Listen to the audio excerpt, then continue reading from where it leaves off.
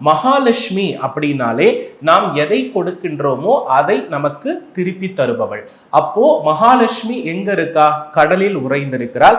அது சந்திரனுடைய ஆளுமையாக வருகிறது.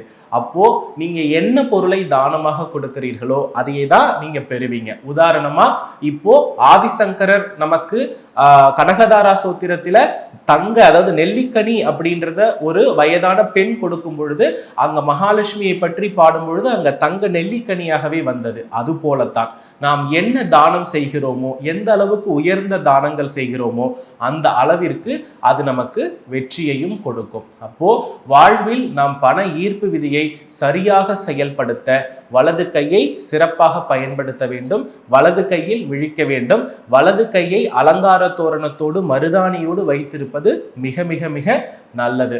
ஆணாக இருந்தாலும் சரி, பெண்ணாக இருந்தாலும் சரி, இது பொருந்தும். அதற்கு அடுத்தபடியாக விரயத்தை நீங்கள் கட்டுப்படுத்துவதற்கு என்ன செய்யணும் அப்படின்னா, செவ்வாய் வெள்ளி 2 நாளுமே நம் உடலில் மகாலட்சுமி தங்கக்கூடிய நாட்கள்.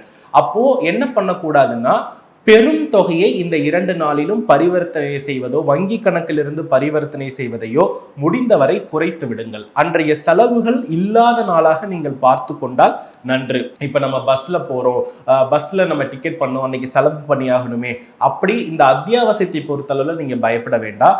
ஆனா மிகப்பெரிய செலவுகளை, மிகப்பெரிய தொகையை, உதாரணமா டியூ கட்டணும், அது போல பாத்தீங்கன்னா வாடகை கொடுக்கணும், அது போல ஏதாவது ஒரு பொருள் வாங்கணும், ஒரு பெரிய 1000க்கும் மேற்பட்ட தொகையை கொடுக்கிற நிர்பந்தம் இருக்குன்னா கட்டாயமா செவ்வாய்க்கிழமையிலேயோ வெள்ளிக்கிழமையிலேயோ செய்ய வேண்டாம். செவ்வாய் வெள்ளிக்கிழமையில் முடிந்தவரை பணத்தை செலவு செய்யாமல் இறுக்கி வைப்பதற்கு முற்படுங்கள்.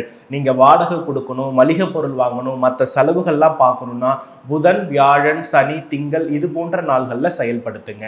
அப்போ வலது கை சூட்சமத்தையும் அதே சமயத்தில் இந்த இடத்துல பாத்தீங்கன்னா செவ்வாய் வெள்ளிக்கிழமை செலவு செய்யாத நிலை வேண்டும், மகாலட்சுமியை நினைத்திருக்கக்கூடிய மனம் என்றும், அன்று என்னிடத்தில் இருக்கக்கூடிய என் சுக்கிரனை நான் விரயம் செய்யாமல் பார்த்து கொள்வேன் என்ற மனநிலையில் நீங்கள் இறுக்கி பிடித்து பாருங்கள். ஒரு மாதம் இதை நீங்க கரெக்டா ஃபாலோ பண்ணி பாருங்க.